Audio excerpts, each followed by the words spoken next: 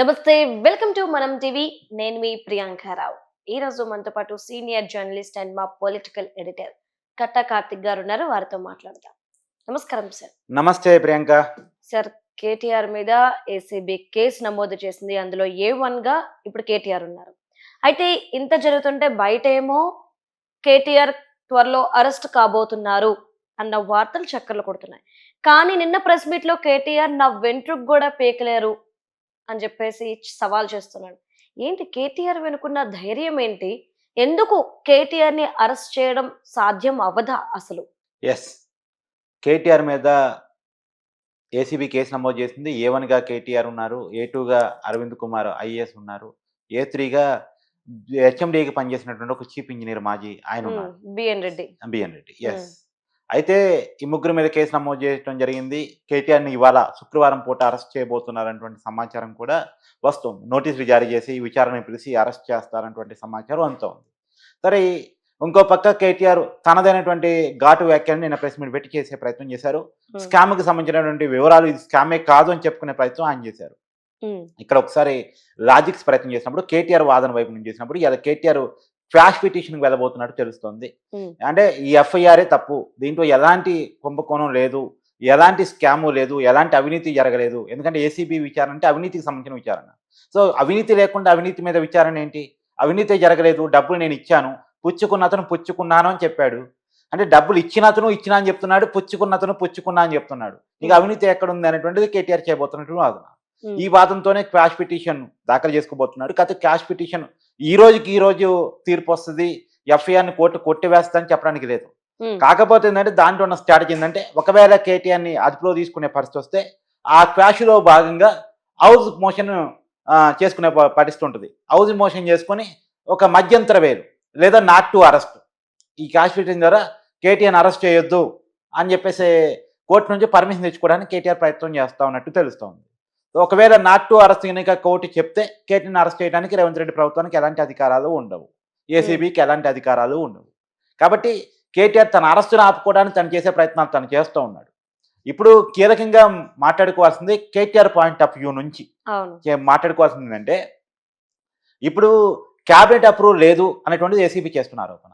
Finance శాఖ అనుమతి లేకుండానే 55 కోట్లు ట్రాన్స్ఫర్ చేశారు అన్నట్టు ఏసీబీ చేస్తున్నటువంటి ఆరోపణ. ఆర్బీఐ పర్మిషన్ లేదు అనేటువంటిది ఏసీబీ చేస్తున్న ఆరోపణ. తర్వాత ఎన్నికల కోడ్ అమల్లో ఉండగా పని ట్రాన్స్ఫర్ చేసుకున్నారు, ఒప్పందం చేసుకున్నారు అనేటువంటిది ఏసీబీ చేస్తున్న ఆరోపణ. దీనికి ఉన్నటువంటి సమాధానం ఏంటి అంటే, ఇది కొత్త ఒప్పందం కాదు. ఆల్రెడీ ఫార్ములా 1 రేస్ జరిగిపోయింది. ఉన్నదాని కంటిన్యూషన్లో ఫార్ములా 2 రేసు ఒప్పందం జరగాలి.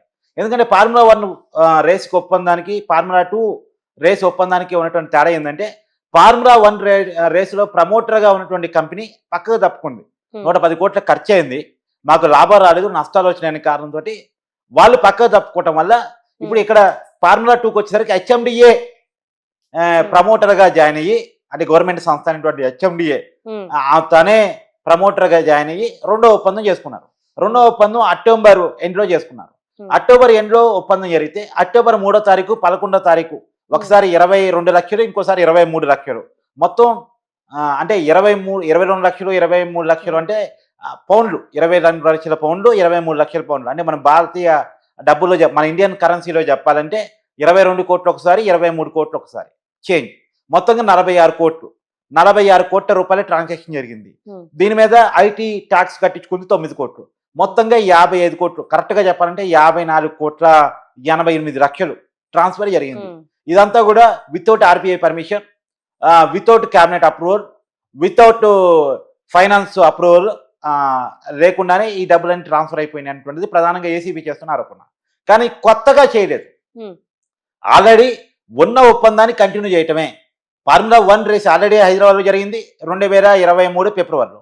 2024 ఫిబ్రవరిలో జరగడానికి సంబంధించినటువంటి ఫార్ములా 2 రేసింగ్ సంబంధించి జరుగుతున్న ఒప్పందాలన్నీ కూడా ఫార్ములా 1 రేస్ అప్పుడు చేసుకున్న ఒప్పందాలే కంటిన్యూషన్ తప్ప కొత్త ఒప్పందాలు కావు, కొత్త ట్రాన్సాక్షన్స్ కావు. కాబట్టి దీనికి క్యాబినెట్ అప్రూవల్ అవసరం లేదు, దీనికి ఫైనాన్స్ శాఖ అప్రూవల్ అవసరం లేదు, దీనికి ఆర్బీఐ అప్రూవల్ అంటారా, ఆర్బీఐ అప్రూవల్ ఆటోమేటిక్గా బ్యాంక్ తీసుకుంటుంది. ఇప్పుడు ఇండియన్ ఓవర్సీస్ బ్యాంక్ నుంచి డబ్బులు ట్రాన్స్ఫర్ అయినాయి, ఎవరు ట్రాన్స్ఫర్ అయినాయి? ఎఫ్ఈఓ కంపెనీకి, ఫారెన్ ఈ ఫార్ములా ఆపరేషన్స్ కంపెనీకి అంటే యూకేకి సంబంధించినటువంటి అకౌంట్కి ట్రాన్స్ఫర్ అయినాయి. యూకే కంపెనీ అది, యూకే చట్టాల ప్రకారం ఏర్పడే కంపెనీ అది. సో వాళ్ళకి ట్రాన్స్ఫర్ అయినాయి. ఆటోమేటిక్గా ఏ బ్యాంక్ అయినా సరే విదేశీ సంస్థకి కరెన్సీని పంపించేటప్పుడు ఆటోమేటిక్గా ఆర్బీఐ పర్మిషన్ బ్యాంక్ తీసుకుంటుంది, ఆర్బీఐకి చెప్పింది. ఆర్బీఐ నామ్స్ని బ్యాంకులు పాటిస్తాయి. సో బ్యాంక్ ఆటోమేటిక్గా ఆర్బీఐ పర్మిషన్తోనే డబ్బులు విదేశీ కంపెనీకి ట్రాన్స్ఫర్ చేసింది. మేము కొత్తగా ఆర్బీఐకి చెప్పేది ఉంటుంది, కొత్తగా ఆర్బీఐ అప్రూవల్ మేము తీసుకున్నది ఉంటుంది అనేది కేటీఆర్ వాదన. ఈ వాదనలన్నీ కూడా కూటమిని పెట్టబోతున్నాడు. ఒకటి, క్యాబినెట్ అప్రూవల్ లేకపోవడానికి కారణం ఏంటి అంటే ఆల్రెడీ ఫార్ములా 1 మాత్రమే కాదు, ఇది యాక్చువల్గా ఇండియాలో జరుగుతున్న ఫార్ములా 9 రేస్. మన ఇండియాకి 1 కానీ యాక్చువల్గా ఫార్ములా ఈ కంపెనీ నడుతున్న 9వ రేస్ అది.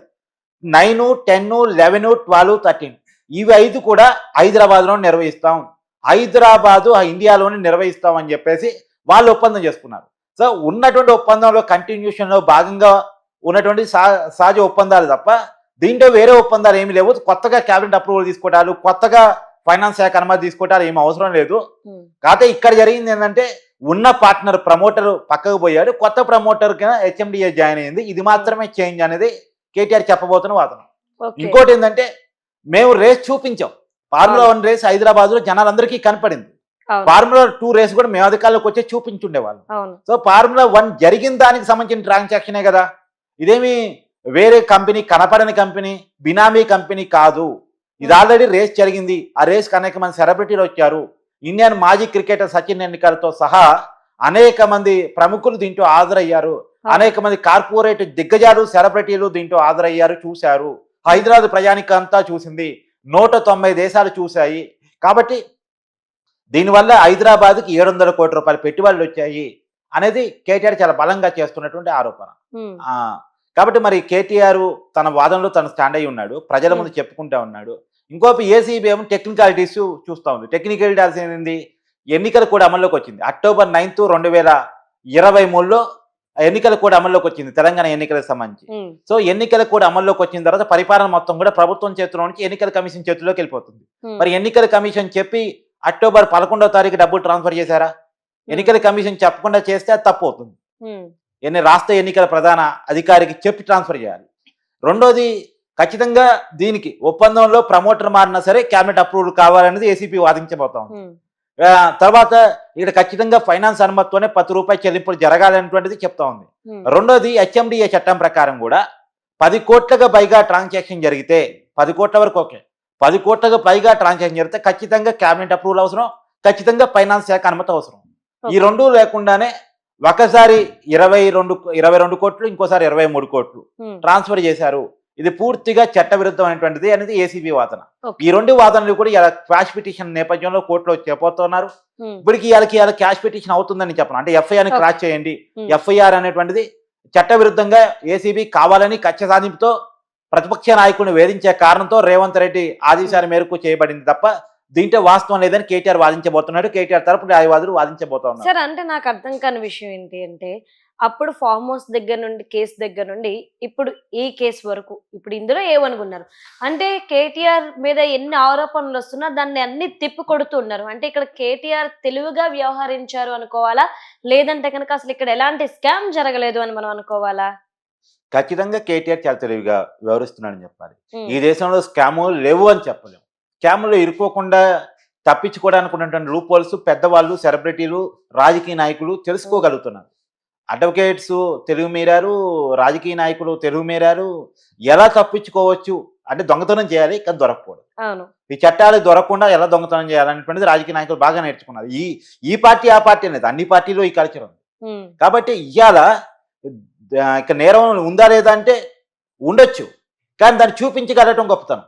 ఇప్పుడు చూపించాలి. రే పార్టీ చేశారు, రే పార్టీ అన్నారు, డ్రగ్స్ ఉన్నాయి అన్నారు, చూపించలేకపోయారుగా పోలీసులు, చూపించలేకపోయారుగా, ప్రూవ్ చేయలేకపోయారు కదా. ఎక్కడైనా సరే ప్రూవ్ చేయటం అనేది చాలా ఇంపార్టెంట్. కేటీఆర్ అరెస్ట్ చేయడం పెద్ద విషయం కాదు. ఇప్పుడు చంద్రబాబు నాయుడు అరెస్ట్ చేశాడు జగన్మోహన్ రెడ్డి, మరి కేసును ప్రూవ్ చేయగలిగాడా? లేదు కదా. ఆ 60 రోజుల కాలంలో 6 కేసులు పెట్టాడు, ప్రూవ్ చేసింది ఏంది? ఒక్క కేసు అన్నా ప్రూవ్ చేశాడా?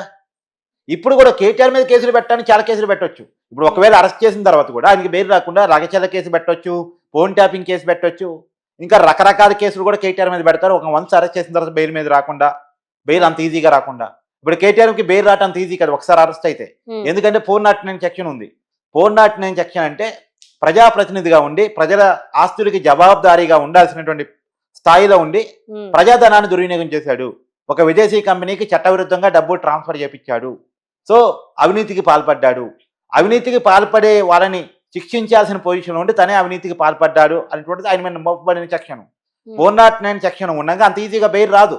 ఉమ్, మరి కేటీఆర్ అందుకని బెయిల్ రాదు కాబట్టి కేటీఆర్ చాలా తెలివిగా వ్యవహరిస్తున్నాడు. ఇలా అవును. క్యాష్ వేసుకుంటున్నాడు. క్యాష్ వేసుకొని నాట్ టు అరెస్ట్ అనేది తెచ్చుకోవాలని ప్రయత్నం చేస్తున్నాడు. ఒకవేళ అరెస్ట్ అయినా సరే హౌస్ మోషన్ వేసుకుంటాడు. హౌస్ మోషన్ లో మధ్యంతర బెయిల్ తెచ్చుకునే ప్రయత్నం చేస్తాడు. నీకు అల్లు అర్జున్ కేసు గుర్తుంది కదా. అవును. అల్లు అర్జున్ కేసులో జరిగింది ఏంది, అరెస్ట్ చేస్తారనే ఇన్ఫర్మేషన్ అల్లు అర్జున్కి ఉంది. ముందు రోజు క్వాష్ వేసుకున్నాడు. అవును. క్వాష్ వేసుకుని అరెస్ట్ చేసే క్రమంలో అప్పటికప్పుడు హౌస్ మోషన్ నడుపుకున్నాడు. హౌస్ మోషన్ హైకోర్టు నడుపుకోవడం వల్ల హౌస్ మోషన్ లో మధ్యంతర బెయిల్ వచ్చింది. ఇప్పుడు అవును. అల్లు అర్జున్కి బెయిల్ రాలే, మధ్యంతర బెయిల్, ఇంటీరియం బెయిల్ అంటారు దాన్ని, లిమిటెడ్ పీరియడ్ ఇంటీరియం బెయిల్ అంటారు. ఉమ్, అది 4 వారాల పాటు అల్లు అర్జున్కి వచ్చింది. ఇప్పుడు నార్మల్ బెయిల్ తెచ్చుకోవాలి. నార్మల్ బెయిల్ ఎక్కడ తెచ్చుకోవాలి, తన రిమాండ్ విధించినటువంటి నాంపల్లి కోర్టు నుంచి నార్మల్ బెయిల్ తెచ్చుకోవాలి. ఉమ్, ఒకవేళ నాంపల్లి కోర్టులో నార్మల్ బెయిల్ రాకపోతే హైకోర్టు అప్రోచ్ అవుతాడు. అవును. హైకోర్టులో రాకపోతే సుప్రీంకోర్టుకి అప్రోచ్ అవుతాడు. ఇప్పుడు కేటీఆర్ కూడా చేయబోతుంది ఏంది, ఇప్పుడు క్వాష్ పిటిషన్ వేసుకోబోతున్నాడు హైకోర్టులో. ఉమ్, రేపు కేటీఆర్ అరెస్ట్ చేసిన తర్వాత అతన్ని ఈ జిల్లా కోర్టులో హాజరుపరిచిన తర్వాత అతను హైకోర్టులో హౌస్ మోషన్ పెట్టుకుంటాడు. క్వాష్ పిటిషన్ లో భాగంగా మధ్యంతర బెయిల్ అడుగుతాడు. అంతకంటే ముందే వీలైనంత వరకు నాట్ టు అరెస్ట్ అనేటువంటి దానికోసం ప్రయత్నం చేస్తాడు. ఓకే. మొత్తం మీద కేటీఆర్ తెలివైన వాడు, దొరకకుండా వ్యవహరించడం ఎలాగో నేర్చుకున్న వ్యక్తి అంటారు. ఇప్పుడు ఏసీబీ ముందు ఉన్నటువంటి ఛాలెంజ్ ఏంటంటే ఆ, కేటీఆర్ని అరెస్ట్ చేయటం, రిమాండ్ పంపించగలటం, అది మధ్యంతర బెయిల్ని ముందస్తు బెయిల్ని అడ్డుకోగలటం, ఎఫ్ఐఆర్ క్వాష్ కాకుండా చూసుకోగలగటం. ఉమ్, అది ఏసీబీ ముందు ఉన్నటువంటి ఛాలెంజ్. మరి చేయగలుగుతారా లేదా అనేటువంటిది వాళ్ళ చాకచక్యానికి సంబంధించిన విషయం, మరి చూడాలి. Okay. Right. Right. Thank you so much sir. Thank you Priyanka.